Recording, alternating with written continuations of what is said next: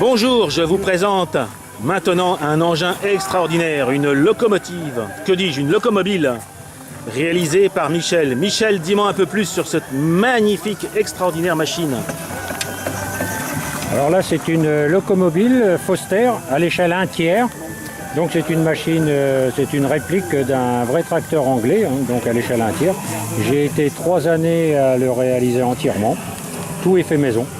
C'est extraordinaire. La pression de service, le timbre est donc à 6 bars. Donc là, je vois et que tu es la à... chauffe se fait au charbon. Alors, là, je montrais que là, nous sommes à peu près à 5 bars et quelques. Et la chauffe est effectivement ici, au charbon. Donc Michel est venu me voir parce que cet engin est effectivement totalement opérationnel.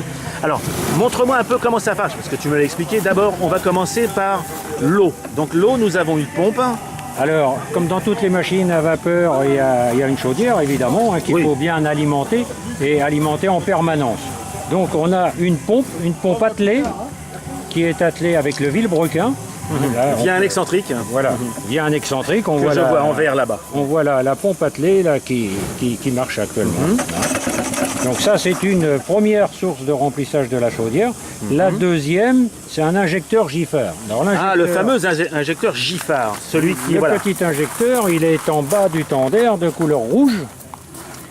Voilà. D'un côté, on envoie de l'eau, on fait couler l'eau, et de l'autre côté, on envoie de la vapeur.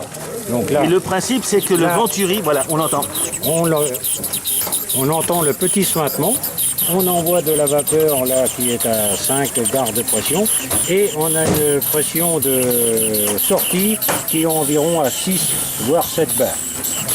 Grâce juste à un effet venturi, c'est fou C'est quand un même. hein. effet Venturi, c'est une accélération de vitesse. Encore une accélération. Donc la vapeur entre par un circuit et ressort par le même circuit dans la même chaudière et elle a pourtant gagné en pression, et ce qui fait qu'elle emmène l'eau froide. Et c'est pour ça d'ailleurs que l'eau doit être froide L'eau doit être froide, pour tout à fait. que l'injecteur fonctionne correctement. Donc là, tu es en train de charger, on l'entend. Là, on est en train de charger et le niveau est correct.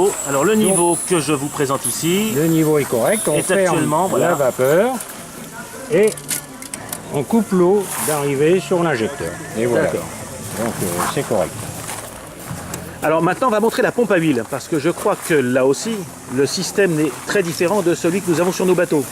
C'est ce que j'appelle une pompe à rochet, c'est ça, je ne me trompe pas, toi, je fais pas le Absolument. C'est une pompe à rocher, une pompe bicylindre. tour. Bicylindre en plus.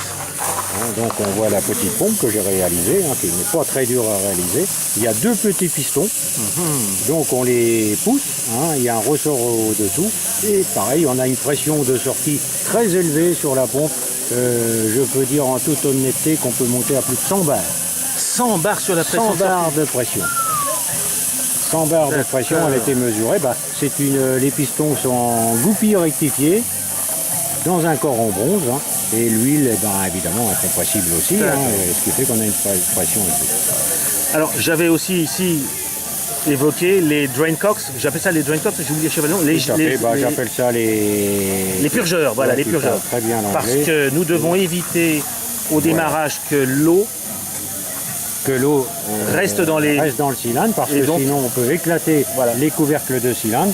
Donc l'eau est nous avons- incompressible, donc il faut s'en débarrasser. Nous avons des drain coques ou purgeurs Voilà. ici pour le cylindre.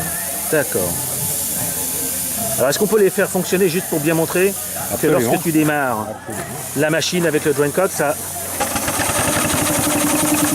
Donc Et là, vous allez voir que la vapeur, comme sur les locomotives, les purgeurs sont fermés actuellement, hein, Oui. les drain coques sont fermés. Là je les ouvre et on va voir. voilà, ils sont en dessous. Hein. D'accord, ben, c'est parfait. On les voit fonctionner, c'est nickel. Donc on va refermer ces fameux... Voilà, on va les refermer. Voilà. Là nous avons, je profite là, nous avons les vannes d'injection, Voilà, comment on appelle ça, les clapets de les clapets. remplissage ou chapelles d'introduction Chapelles pour les d'introduction, voilà. modèles D'accord. bateaux. Hein.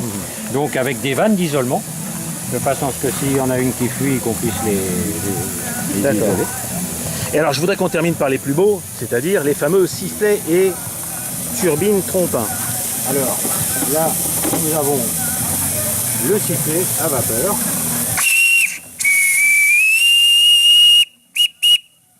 Et nous avons la sirène.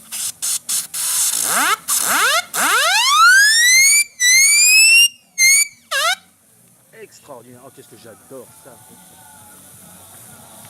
Eh bien écoutez, grâce à cet engin, Vous pouvez nous jouer l'hymne à la joie? l'hymne à la joie. La prochaine vidéo que je vais partager avec vous maintenant, c'est moi au volant. Donc est-ce que tu peux me redonner un petit coup de sirène parce que c'est trop génial. Hein. Ouais.